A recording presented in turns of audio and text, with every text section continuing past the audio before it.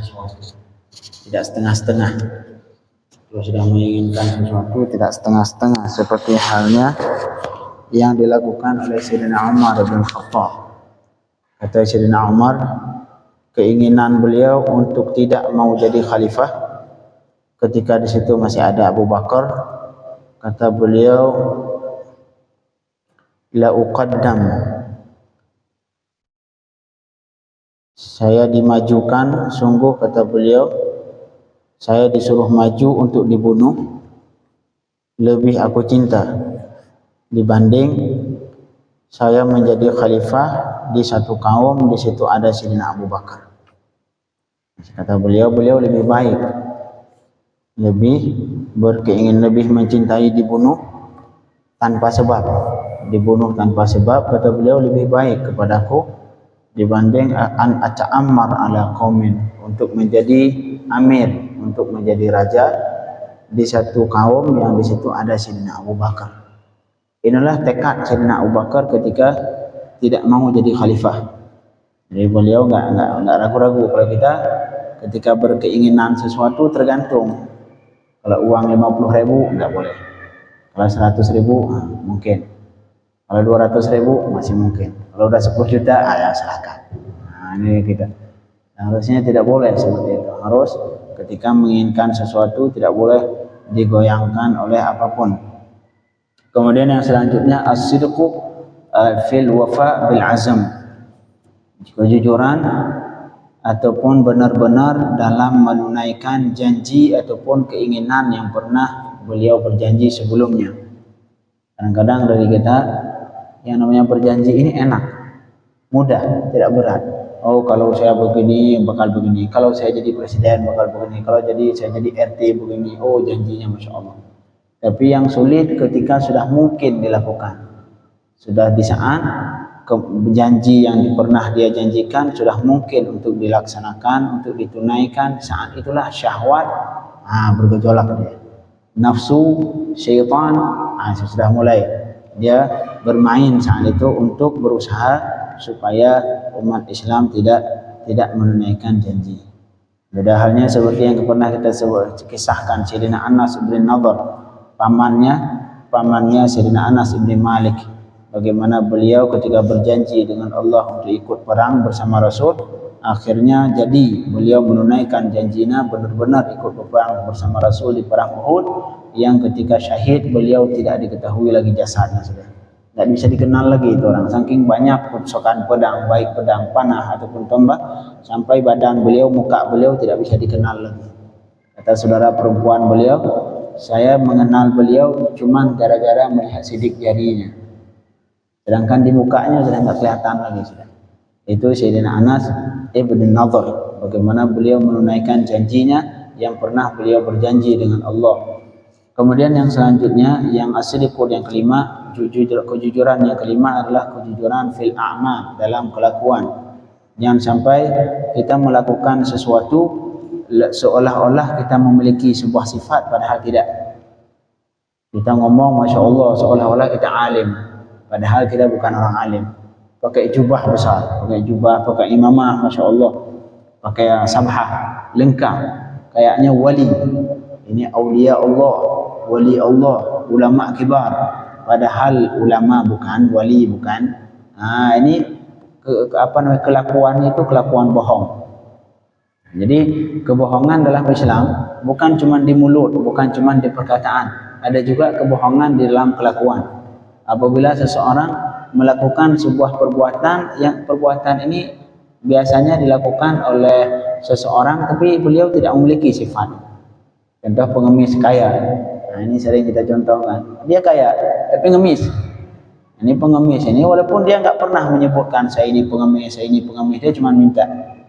Ini hukumnya dianggap pembohong karena perbuatannya menyalahi dengan yang sebenarnya, dengan sifat dia yang sebenarnya.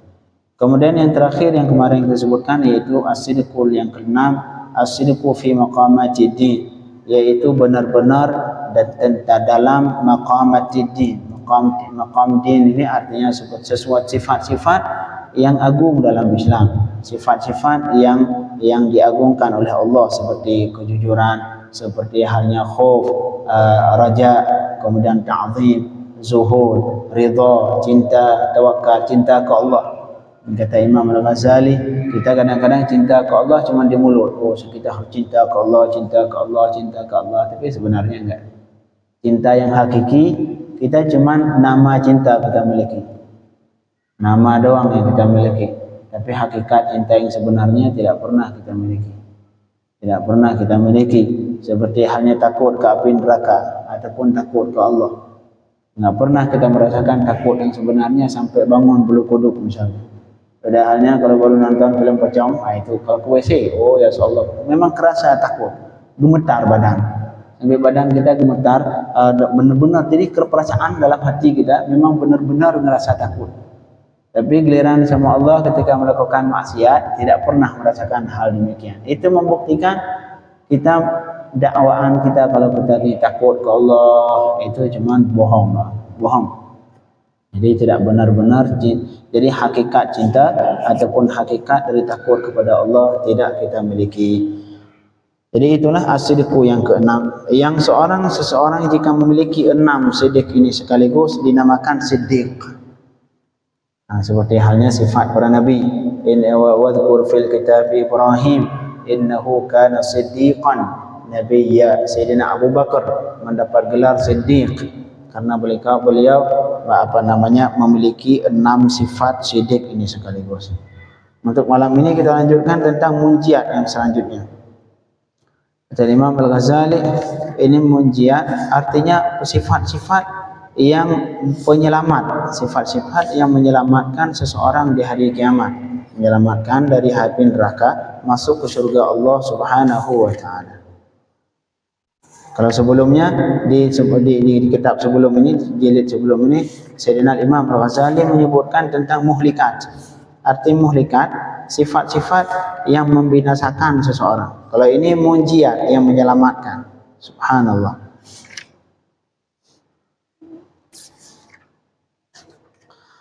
Untuk malam ini hingga selanjutnya kita membicarakan tentang kitab Dzikril Maut.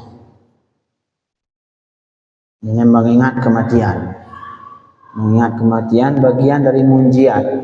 Karena kata Rasul sallallahu alaihi wasallam, "Aktsiru min dzikri hadimil ladzat." Perbanyaklah mengingat kematian ataupun hadimil ladzat artinya yang menghilangkan kelezatan, itu mati. Kata Rasul artinya banyaklah dalam mengingat kematian. Karena itu mengingat kematian bagi yang malas beribadat menguatkan, membuat semangat beribadah. Yang semangat bermaksiat hilang semangatnya gara-gara mengingat kematian. Makanya di sini kita sebutkan kata Imam Al-Ghazali, al-babul awwalu fi fadli dzikril maut wa at-targhib fil iktsari min dzikrih. Tentang kelebihan mengingat kematian dan kelebihan tentang memperbanyak mengingat kematian.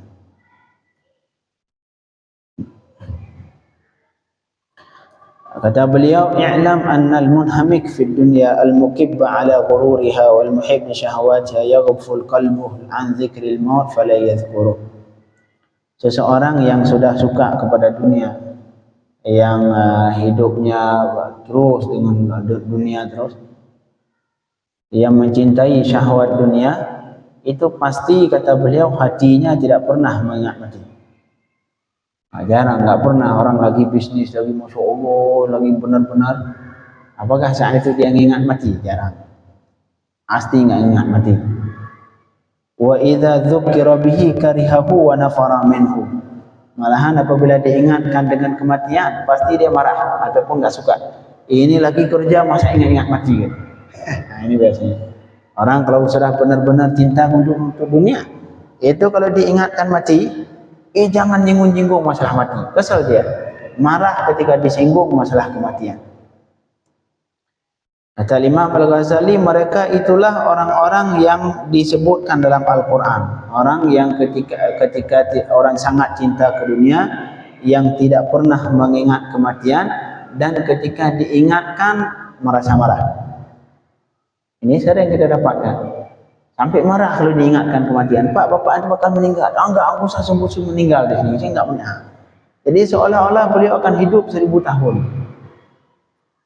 Mereka itulah yang kata Imam Al-Ghazali, orang-orang yang disebutkan oleh Allah dalam Al-Quran. Qul innal mauta alladhi tafirruna minhu fa innahu mulaqikum. Wahai Muhammad, kabarkan ke mereka, sampaikan ke mereka, innal maut, sesungguh kematian yang kalian lari darinya. Tidak ada satu pun manusia yang suka ke kematian, kecuali sebagian aulia. Sebagian aulia mereka pengen cepat bertemu dengan Allah Subhanahu wa taala. Tapi kebanyakan manusia, apalagi yang orang terus dengan dunia terus tak pernah mengingat mati, itu biasanya terus berlari dari kematian.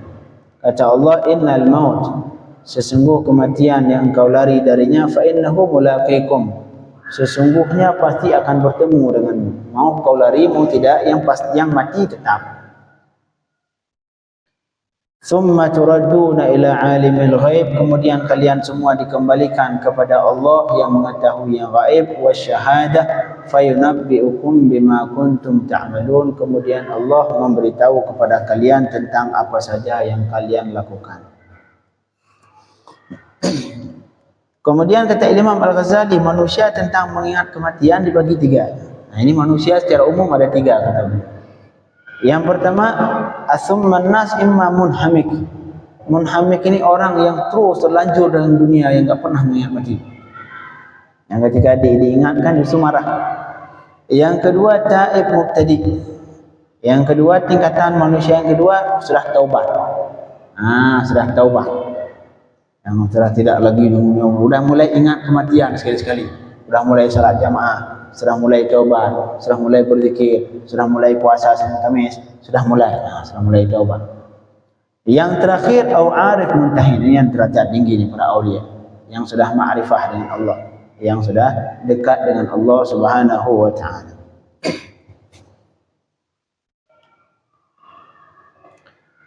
Amal munhamik, sedangkan munhamik kata beliau, fala yadhkurul maut. Ini oleh orang yang sudah bergelimang dengan dunia, tidak pernah memikirkan akhirat. Orang ketika diingatkan akhirat justru marah, disuruh salat marah. Kalau diingatkan sudah masuk ke salat, enggak ada salat-salat. Nah, ini orang seperti ini kata Imam Al-Ghazali, tidak mungkin beliau ingat mati. Wa in dzakarahu, kalaupun mengingat mati, fayadhkuruhu lita'assuf ala dunia. Beliau mengingat mati untuk merasa sedih karena meninggalkan dunia. Ini dunia, beliau harta di sana, rumah di sana, tanah di sini, gimana kalau saya tinggalkan? Subhanallah. Ini bagi beliau, wa hadza yazidu dzikrul maut min Allah bu'da. Orang yang seperti ini biasanya mengingat mati baginya justru membuat dia tambah jauh dari Allah. Karena bagi dia ini mati ini dianggap, ini mati ini kenapa harus mati, padahal saya banyak ini belum saya nikmatin, mobil ini belum saya pakai, mobil ini belum saya pakai. Akhirnya bagi dia mengingat mati justru menambah dia bertambah jauh dari Allah. Ini kalau munhamik.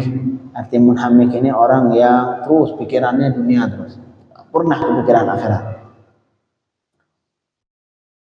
Amat taib, ini yang derajat yang kedua, yang sudah tidak lagi memikirkan dunia, sudah mulai bertaubat.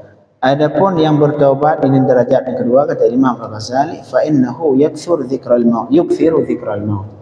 Biasanya ini orang memperbanyak mengingat kematian. Kalau sudah taubat, banyakin ingat kematian supaya taubatnya semakin liyam ba'ith min qalbihi al-khauf wal khasyah. Itu tujuannya supaya tergerak sifat ketakutan dalam hatinya. Seseorang ketika mengingat mati, biasanya itu mengingat kematian kapan berpengaruh? Ketika sudah mulai taubat. Kalau orang yang tadi yang pikirannya dunia terus, apalagi yang orang-orang partai itu, contoh misalkan orang partai yang pikirannya jabatan. Coba Bapak ingatkan mati, apa jawabannya? Pasti jawabannya kesel, marah dia, justru marahin kita. Ini kita lagi ngejar partai begini, kamu ingatin mati, pasti marah dia. Orang sebab kalau lagi sibuk mikirin jabatan, pasti marah kalau diingatkan kematian. Bagi dia mengingat mati itu kayak apa ya? Kayak bala, mengingat kematian. Sedangkan orang yang sudah mulai taubat, itu baru. Itu bagi dia memperbanyak mengingat kematian supaya timbul dalam hatinya takut dan kepada Allah Subhanahu wa taala, sehingga fayafi bi tamamit taubah. Akhirnya dia menunaikan taubat yang sempurna. Karena taubat, kata ulama, at-taubatun nadam. Taubat adalah penyesalan. Dalam taubat yang paling dibutuhkan adalah penyesalan. Taubat tanpa penyesalan tidak taubat. Taubat, saya sudah taubat, tapi ketika mengingat masa-masa dia maksiat dulu, senang ya, kenapa saya enggak lakukan 2 kali ya? Kenapa enggak lakukan 2 kali ya? Itu enggak taubat. Itu bukan taubat, itu mulut doang taubat. Tapi taubat yang sebenarnya, syarat dalam taubat, syarat yang paling utama adalah penyesalan.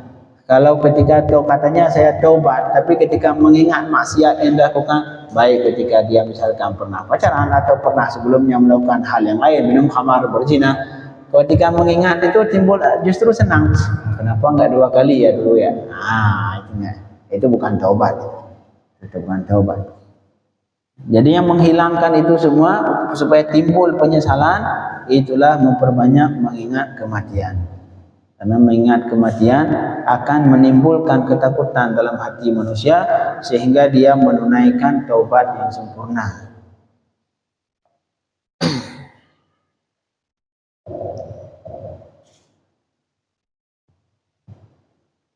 Wa rubbama yakrahul maut.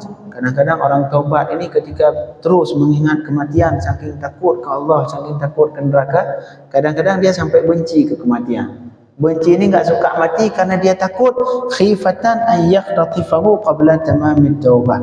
Karena dia sangat takut ini datang kematian sebelum selesai taubat. Ini bagus. Kalau orang seperti ini bagus. Benci mati, membenci tidak suka ke mati dulu, saya enggak usah mati dulu, dengan harapan, karena dia penyebabnya karena takut datang kematian sedangkan dia belum bertaubat. Ini bagus. Ini sifat yang bagus. Warubbama, kadang-kadang orang yang lagi taubat seperti tadi yang sudah benar-benar takut taubat, itu kadang-kadang ada derajat yang sampai dia kadang-kadang tidak suka mati dulu karena khawatir datang kematian sebelum menyempurnakan taubat dan sebelum menyiapkan bekal untuk akhirat. Cuman bagi dia wa huwa ma'dzur fi karahatil maut. Dia membenci kematian itu boleh atau tidak seperti itu? Itu dimaafkan. Seseorang yang membenci tidak suka mati dulu karena penyebabnya karena dia takut mati sedangkan dia belum belum menyelesaikan taubatnya, belum menyiapkan bekal akhirat. Bagi dia ini benci kematian, bagi dia dimaafkan. Beda halnya kalau membenci kematian, karena pada dasarnya ada hadis Rasul sallallahu alaihi wasallam, man kariha liqa Allah karihallahu liqa'ah. Seseorang yang membenci untuk bertemu dengan Allah. Apa makna membenci bertemu dengan Allah? Artinya benci kematian. Karena cara untuk bertemu dengan Allah, ya harus mati dulu.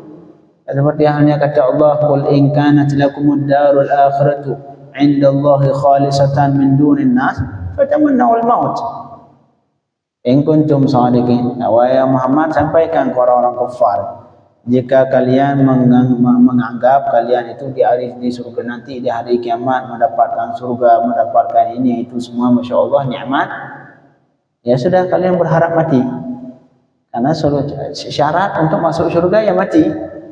Jadi kalau kalian menganggap kalau kalian itu bakal masuk surga, coba kalian berharap mati sekarang, berharap biar cepat mati. Enggak ada. Karena syarat untuk masuk surga, syarat untuk bertemu dengan Allah ya harus mati dulu. Itu syarat utama itu. Syarat utama mati dulu.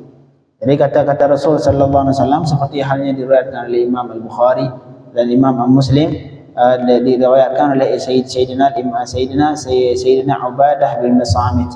Sayyidina Ubadah bin Samit radhiyallahu anhu, beliau meriwayatkan ini hadis, man kariha liqa Allah karihallahu liqa'ah. Siapa saja yang membenci bertemu dengan Allah, sama dengan Allah juga membenci bertemu dengannya. Arti kita membenci bertemu dengan Allah artinya membenci kematian. Jadi bahaya seseorang yang membenci kematian.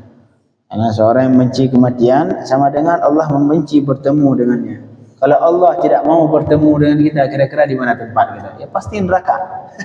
Pasti neraka. Enggak ada lagi tempat. Orang yang dibenci sama Allah untuk bertemu, enggak ada tempat bagi dia kecuali neraka Allah Subhanahu wa taala. Sedangkan yang orang yang tadi yang lagi taubat, dia membenci kematian juga, tapi benci dia ke kematian karena takut belum selesai taubat. Nah, ini bagi dia dimaafkan. Tidak termasuk dalam ancaman ini, dalam ancaman yang terdapat dalam hadis ini. Orang yang membenci kematian, membenci Allah bertemu dengan Allah, maka Allah juga membenci bertemu dengannya. Ini tidak termasuk dalam hadis ini orang yang membenci mati karena dia takut belum selesai taubat. Nah, kata Imam Al-Ghazali, fa inna hadza, karena si ini yang lagi taubat tadi, laisa yakrahul maut wa liqa Allah. Dia itu tidak membenci kematian dan tidak membenci bertemu dengan Allah.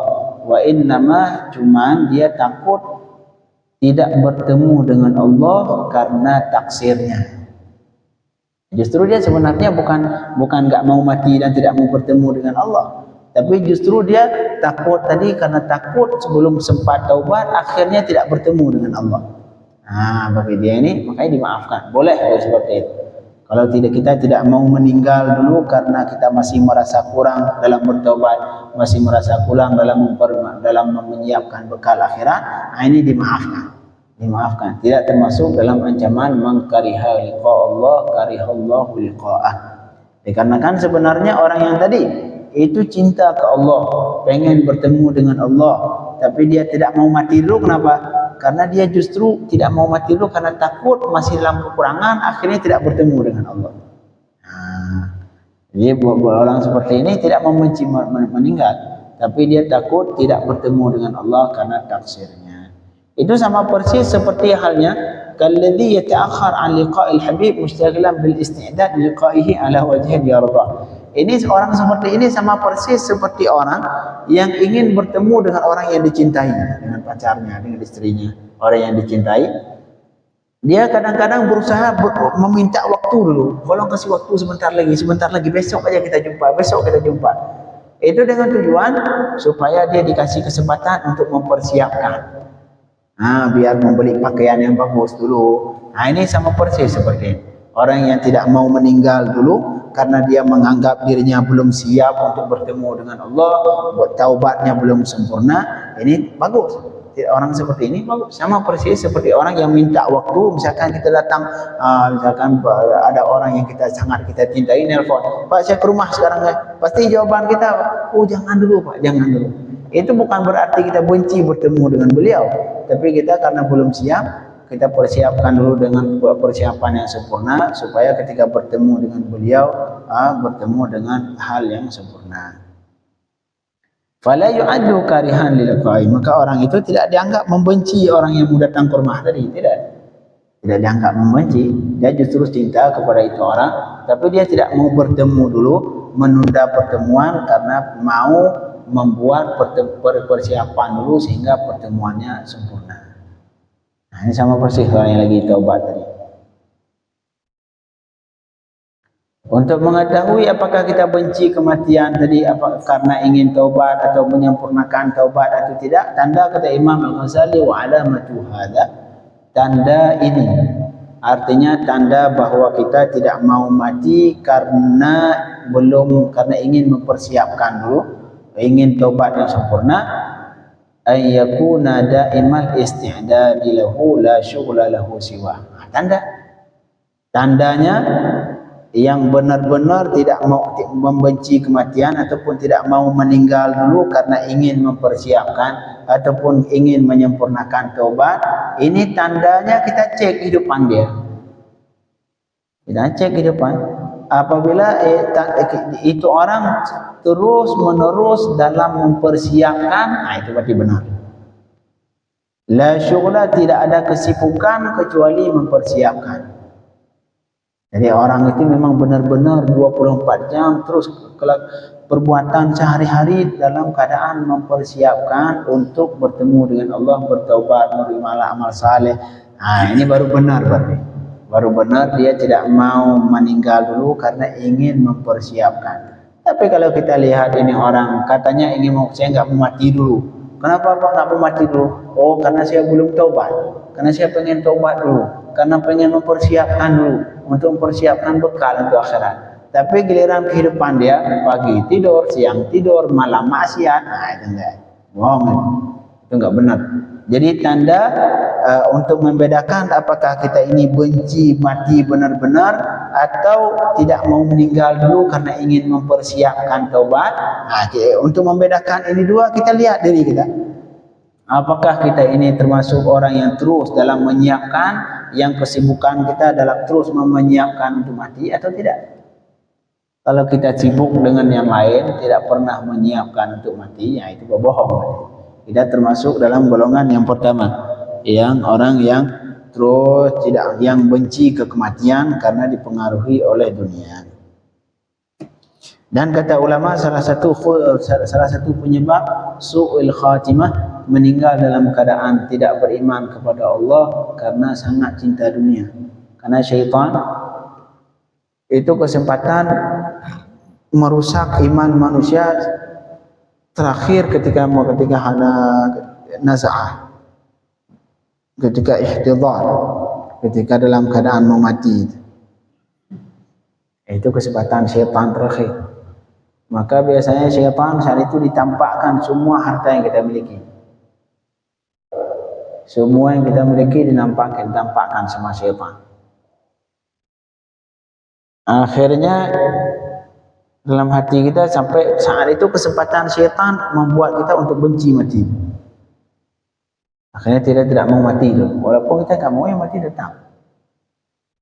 Dia menampakkan semua harta yang kita simpan di sana, harta yang kita simpan di sana, harta yang di sana belum kita pakai, tanah di sana belum kita bangun, kemudian rumah di sana belum kita pakai, mobil yang baru belum kita pakai, kemudian emas di sana belum kita pakai, harta banyak. Semua dinampakkan sama syaitan. Yang tujuannya supaya hati kita saat itu merasa tidak mau meninggal, merasa tidak mau menerima takdir kalau kita mau meninggal. Akhirnya benci ke Allah. Ini Allah kayak nggak ada kerjaan lain, kenapa membuat kau meninggal? Itu kesempatan syaitan terakhir. Ini Allah kayak nggak ada orang lain, kenapa saya harus meninggal sekarang? Masih banyak makhluk yang lain yang meninggal, kenapa saya yang cabut nyawa? Itu padahal saya mobil di sana belum pakai, itu di sana belum pakai, masih banyak. Semua harta ditampakkan sama syaitan. Sampai akhirnya ini orang benci ke Allah karena Allah mengambil kesenangannya. Disitulah kesempatan syaitan terakhir, iblis terakhir untuk merusak iman manusia. Walaupun ada penyebab-penyebab yang lain, tapi penyebab yang paling berat yang menyebabkan seseorang meninggal dalam keadaan tidak beriman ke Allah apabila terlalu cinta ke harta. Boleh harta banyak, dalam Islam malahan disuruh harus harta banyak, tapi tidak boleh harta terdapat dalam hati. Makanya kalau kita lihat ulama, sebagian ulama Syekh Ramadan Al-Buti, yang ulama Suriah, itu beliau ketika meninggal cuma berapa lira doang di pakaian beliau, hilang semua. Pakaian beliau berapa hari sebelum meninggal itu sudah dibagi-bagi semua. Pakaian yang beliau pakai sudah dibagi-bagi semua. Akhirnya ketika beliau meninggal, istrinya, beliau nggak punya rumah. Dikisahkan sampai beliau meninggal, beliau nggak punya rumah. Itu padahal beliau ulama besar, penasihat presiden di Suriah. Tidak dikatakan seperti itu. Tapi sampai beliau meninggal nggak punya rumah. Rumah sewa, apartemen sewa. Itulah kehidupan ulama dulu. Namanya salihin. Jadi kembali ke sini, orang yang tidak mau meninggal dengan alasan untuk mempersiapkan tadi, untuk mengetahui apakah benar-benar ingin mempersiapkan, tidak mau meninggal karena ingin mempersiapkan, ingin taubat, kita cek kehidupannya. Apabila kehidupannya memang benar-benar dalam keadaan mempersiapkan terus, yang beliau disibukkan dalam mempersiapkan untuk mati terus. Nah, itu benar. Berarti tadi dia memang benar tidak mau meninggal dulu, ingin mempersiapkan. Sedangkan orang yang katanya ingin mempersiapkan, nggak mau meninggal dulu karena belum siap, karena belum taubat. Sedangkan kita lihat kehidupan sehari-harinya maksiat, malam maksiat, pagi tidur, Allah nggak salat, kadang-kadang iya, kadang-kadang tidak. Nah, ini berarti enggak, bohong. Ini orang bohong. Ini termasuk dalam golongan yang pertama yang benci kemeninggal, yang benci untuk bertemu dengan Allah Subhanahu wa taala.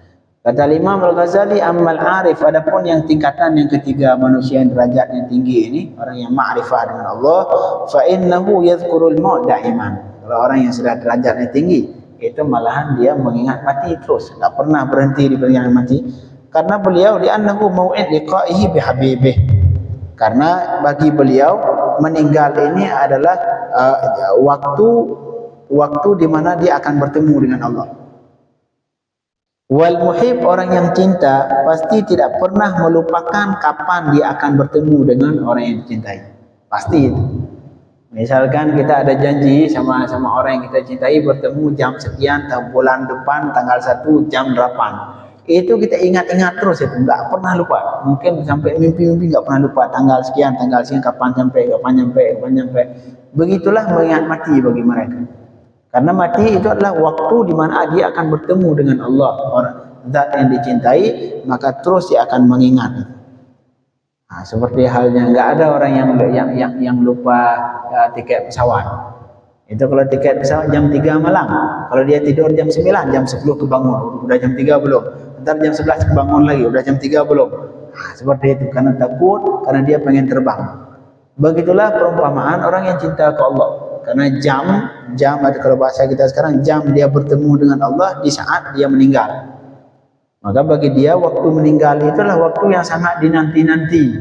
Seperti halnya orang yang mau berangkat jam 3 adalah waktu yang sangat dinanti-nanti. Makanya dia enggak pernah dia lupa. Waktu nikah, hari nikah, tanggal nikah, ada yang lupa tanggal nikah. Tak bakalan lupa. Jangan sebulan lagi, 2 bulan lagi mau nikah, sekarang diingat bulan ini, tanggal ini, berapa hari lagi. Diingat terus, enggak pernah lupa. Begitulah perumpamaan bagi orang yang cinta ke Allah sehingga tidak pernah lupa dalam mengingat mati, karena bagi mereka mati itu adalah saat bertemu dengan zat yang dicintainya. Semoga kita termasuk dalam orang arifin billah. Allahumma ftah alaina futuhal arifin birahmatika ya arhamar rahimin. Wa sallallahu ala sayyidina Muhammadin wa alihi wa sahbihi wasallam. Alhamdulillah.